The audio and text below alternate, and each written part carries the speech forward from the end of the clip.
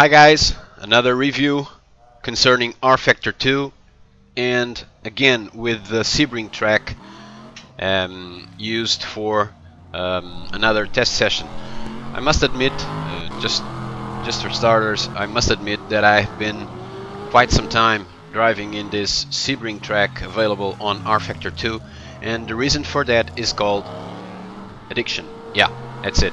So that being said, after releasing the video specifically about the track, we are now focusing on the endurance pack, also on the GT3 pack. These are both DLC content from Studio 397 for rF2, and for that matter, and starting the endurance pack review, this is the first of two.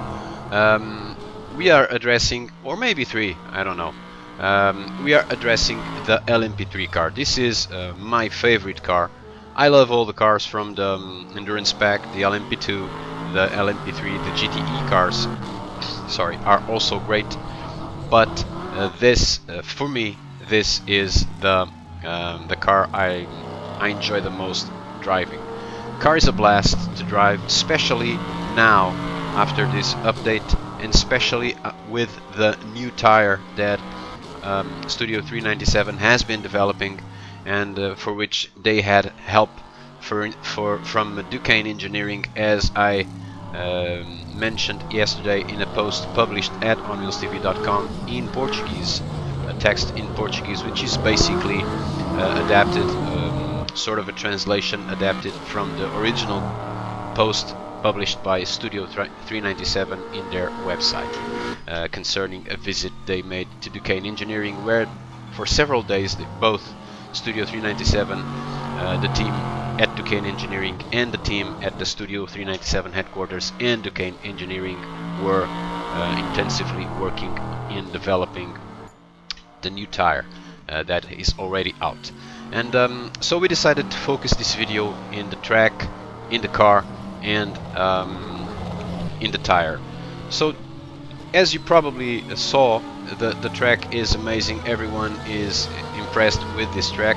I'm using the footage as I drove on track. This is there is no cut on plans here, and I'm showing all the laps I did, and this is just to explain why sometimes you will see that I'm trying to define where is my correct braking point to be fast and efficient, and sometimes I go a little bit beyond that, and that means that I'll go a little bit off track. But yeah, just like you saw now, this happened for maybe 2 laps, and then I got my act together. I realized what I had to do at every turn, at every corner of this amazing track, and then I just went forward, and you will see no more of going out or of going in small incursions off track. So the car is fabulous to drive, and in a track such as this one, it's a true blast, because it has a lot of downforce. This car does not have this car does not have traction control. In fact, this is the only car available in the endurance pack which does not have traction control, and this makes it somewhat difficult to drive. But it is not the most powerful of cars available in the endurance pack. It would be much more difficult, for instance, to drive the LMP2 without traction control. But this car has no traction control, has no weight, and it has more or less the same power as the GTE cars. So it is difficult for the LMP3 car to overtake the GTE cars, as it is difficult for the GTE cars to overtake the LMP3 car. This being said, in races, in competitions, in online racing on rF2, which I'm pretty sure that will happen tremendously with this content, and always using this track, because the track is fabulous. We now go to an onboard camera, yeah, I went off track there trying to define where to brake for turn 1, but I was able to keep the car always moving forward, didn't lose the rear, and this was definitely my final incursion off track that you will see in the video. So the car has no traction control. It is not as powerful as the LMP2 car, but it is difficult to drive, especially in a track like this, where if you go a little bit off the apex line with the amount of bumps, yeah, and this, yes, this is the final incursion. This is it. I'm going to allow the one of the two BMWs behind me right there to overtake me, and till the end of the video I'll be in between the two BMW M8 cars that you see here. So the car has no traction control in a bumpy track such as this one. The slightest mistake you will make will be costly, because with so much bumps it's easy to lose the apex. It's easy that the car is thrown off track, and this will make it really difficult for you to be fast, to keep the correct lines, and to be efficient with this car.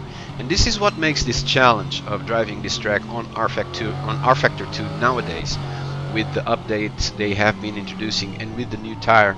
This makes this challenge one of the most funny, one of the most entertaining, and one of the most adrenaline users of current sim racing, because you are in such immersion when you are driving this car on track that you will feel everything, and you will definitely be as close as possible as in real life. And this is something that it's not only me saying this. Everyone I've talked to, even real racing drivers that already tested this, have this same feeling. And this is probably what the driver that is currently racing with Duquesne Engineering and with a lot of experience in American tracks, because he's been racing, or he has been recently, till recently, racing Indy Lights, and I'm talking about Nicolas Jamin, which is the driver who was most involved in the tests at Duquesne Engineering, helping Studio 397 to develop the new tire. And they used this track, although they didn't use the track in the final version to release. They used the track in the previous version, and definitely he felt intense immersion driving this track in the Duquesne Engineering sim, because this is as close as you get to real racing in our opinion.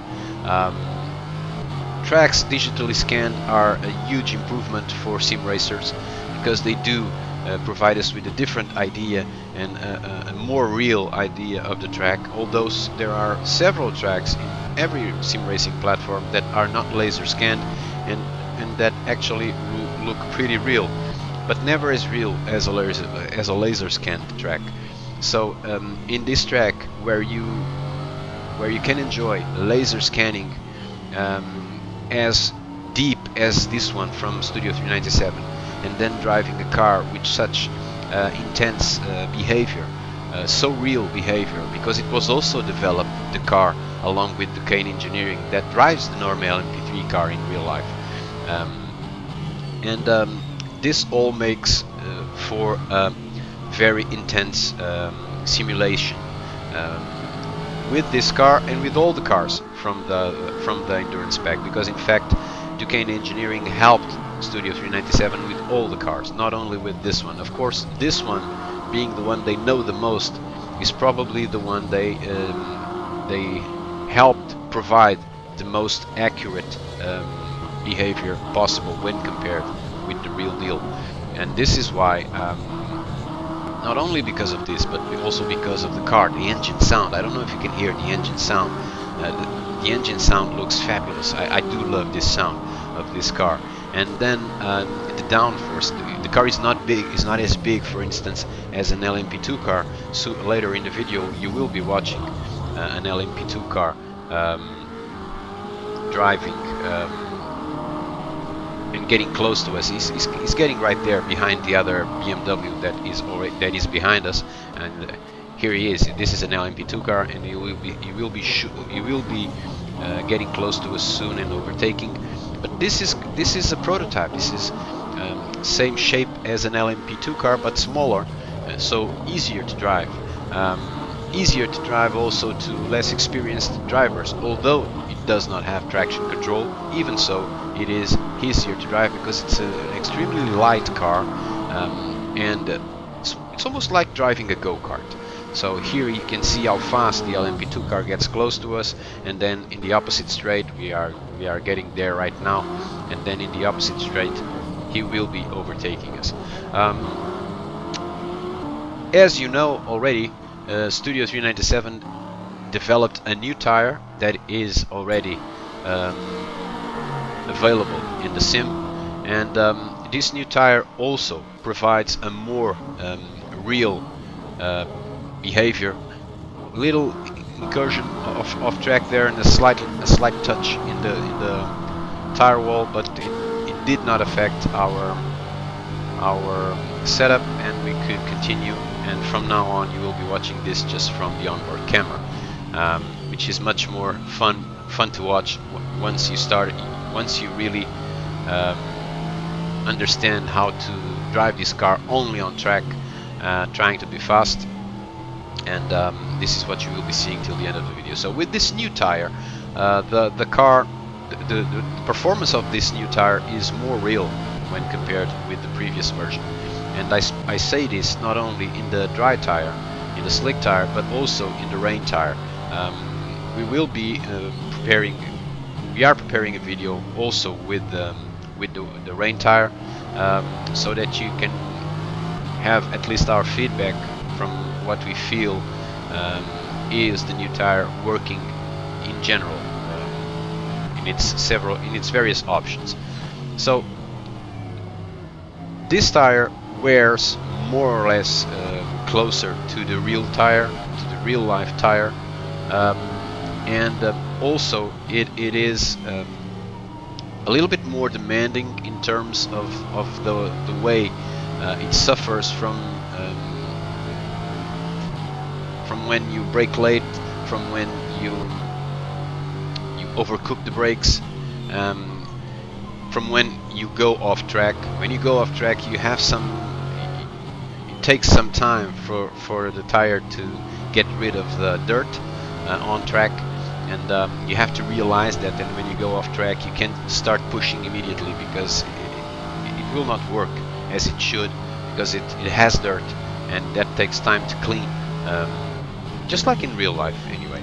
So all of this goes to a very intense simulation feeling, which is basically what everyone using a sim wants, regardless of if it's a professional driver practicing in the sim, because the sim is real, and it allows him to have a different approach and an alternative to practicing in real life, also an alternative in terms of the costs, but it's also what the casual sim racer, or the more devoted sim racer, just not to say professional, also looks in the sim, because the stronger is, or